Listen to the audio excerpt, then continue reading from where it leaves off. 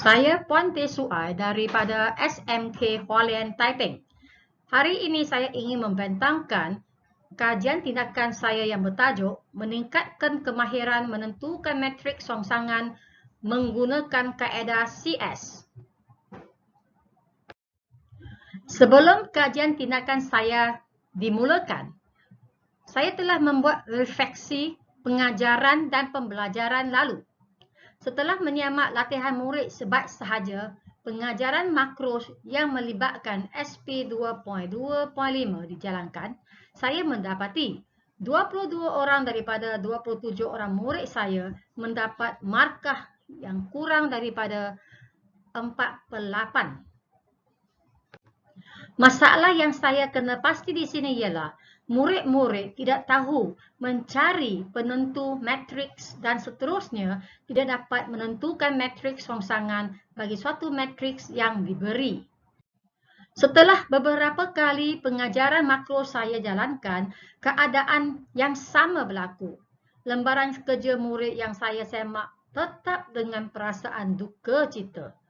Kenapa?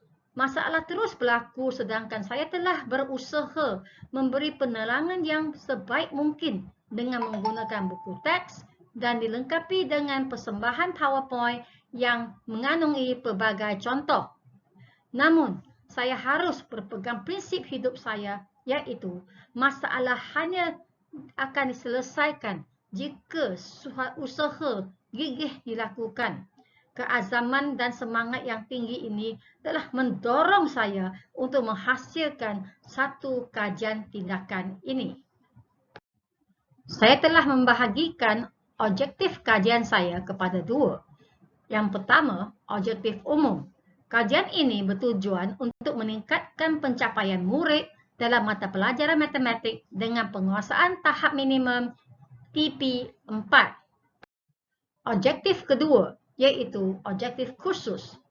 Objektif khusus yang pertama, saya memastikan sekurang-kurang 20 daripada 27 orang murid mendapat sekurang-kurang TP5 dalam bidang pembelajaran perikatan dan algebra pada akhir tahun.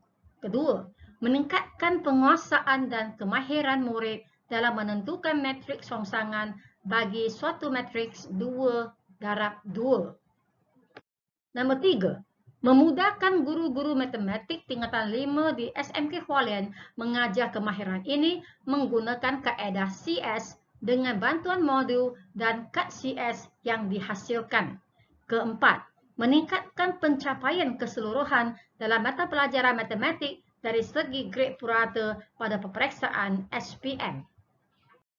Siapakah kumpulan sasaran saya? Kajian ini melibatkan 22 orang murid tingkatan kelas 5 PE1, Sekolah Menengah Kebangsaan Hualien yang terdiri daripada 10 orang murid lelaki dan 12 orang murid perempuan. 10 orang murid daripada kumpulan yang aktif dan berketerampilan, manakala yang selebihnya berada dalam kategori sederhana. Pelaksanaan kajian tindakan. Metodologi kajian, kaedah CS, circle and square, proses dan jadual pelaksanaan, tinjauan dan analisis masalah. Dalam metodologi kajian, saya menggunakan kaedah seperti semakan lembaran kerja, pemerhatian dalam PNP, ujian pra dan ujian pasca. Kaedah CS ataupun dipanggil circle and square. Kaedah ini direka khas untuk membantu murid meningkatkan kemahiran menentukan matriks rongsangan bagi suatu matriks 2/2. Kaedah ini dijalankan dengan bantuan dua alat iaitu modul CS dan kad CS. Modul CS ini mengandungi 4 bahagian dan kad CS adalah seperti yang ditunjukkan dalam gambar di atas. Proses pelaksanaan. Minggu pertama, pendedahan SP 2.2.5 dan ujian pra. Minggu kedua, bimbingan pertama. Minggu ketiga, bimbingan kedua dan ketiga. Minggu keempat, ujian pasca dijalankan. Kalau berjaya, kita akan terus ke kemahiran baru. Kalau gagal, langkah bimbingan pertama akan diulangi. Berikut adalah jadual pelaksanaan saya. Minggu 1 dan minggu 2. Dalam minggu 1, pendedahan SP 2.25. Kita menggunakan buku teks dan bahan edaran untuk ujian pra. Murid-murid diberi 8 soalan. Minggu kedua, bimbingan pertama. Kaedah CS diperkenalkan kepada murid-murid untuk menentukan penentu matriks dengan menggunakan kad CS. Disertai dengan modul CS, murid-murid diminta melengkapkan aktiviti bahagian A dan B dalam modul CS. Minggu ketiga, bimbingan kedua diberi. Murid-murid dibimbing menulis unsur-unsur matriks pada kad CS sebelum menentukan matriks rongsangan dengan menggunakan kad CS. Modul CS, murid-murid dibimbing melengkapkan aktiviti bahagian C dalam modul CS. Bimbingan ketiga, murid-murid dibimbing menentukan matriks rongsangan. Murid-murid dibimbing melengkapkan aktiviti D dalam modul CS. Minggu keempat, ujian pasca dijalankan. Tinjauan dan analisis masalah. Semakan lembaran kerja. Tinjauan awal. Untuk melihat sejauh mana kelemahan murid, saya telah menyemakkan lembaran kerja murid dengan lebih berhati-hati. Apa yang saya perhatikan pada mulanya, murid melakukan kesalahan yang banyak, terutama ketika menentukan penentu matriks dan susunan setiap unsur dalam matriks rongsangan. Selepas bimbingan, selepas kajian tindakan dijalankan, saya berasa berpuas hati dengan hasil kerja murid saya. Latihan-latihan yang diberi boleh dilengkapkan dengan penuh yakin. Kesalahan yang dilakukan semakin kurang. Kaedah kedua, pemerhatian dalam PDP. Saya telah membuat pemerhatian sepanjang PDP dijalankan, khususnya semasa sesi soal jawab dijalankan sebelum dan selepas kajian. Tinjauan awal. Sebelum kajian dijalankan, murid-murid kurang memberi respon apabila dipanggil nama, sering memberi nilai penentu yang salah, berasa keliru apabila diminta menentukan matriks rongsangan. Selepas bimbingan. Selepas kajian dengan menggunakan set latihan dalam modul CS dan alat CS yang saya buat, mereka nampak lebih terjurus kepada jawapan tepat serta menjawab dengan penuh keyakinan apabila diminta menentukan matriks rongsangan. Kaedah 3. Ujian pra dan ujian pasca.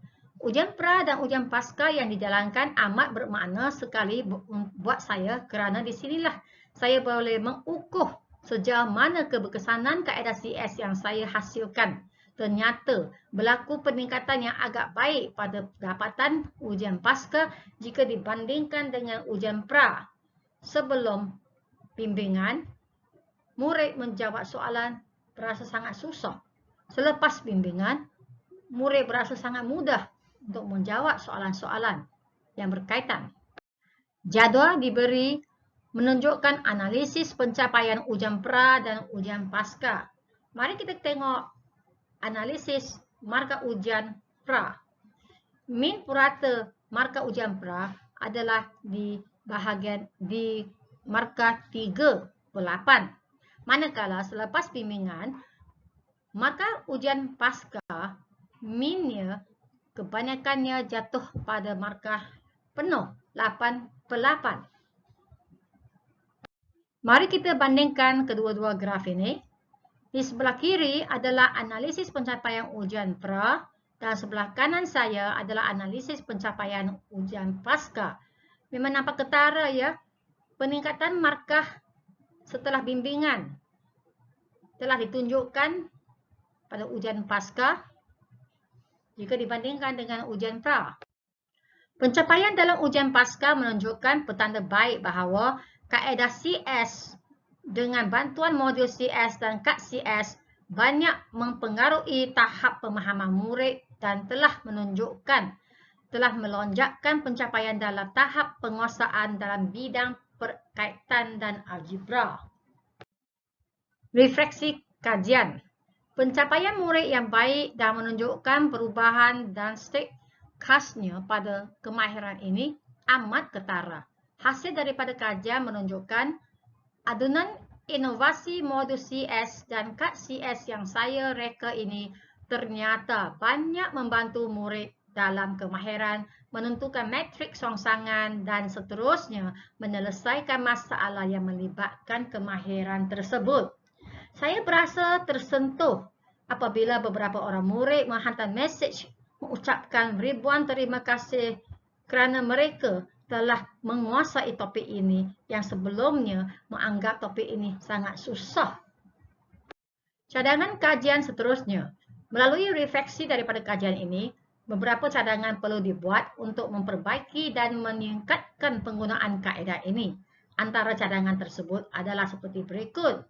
Membuat penambahbaikan terhadap modul CS dari semasa ke semasa dan melengkapkan lagi modul CS dengan soalan yang lebih mencabar. Nombor 2, memberi motivasi kepada murid-murid yang menggunakan modul CS atau menghasilkan kad CS dengan menyediakan hadiah atau insentif menarik. Ketiga, membawa ke mesyuarat panitia matematik dan membincangkan penggunaan modul dan kad CS secara rasmi untuk digunapakai oleh semua murid tingkatan 5 di sekolah saya.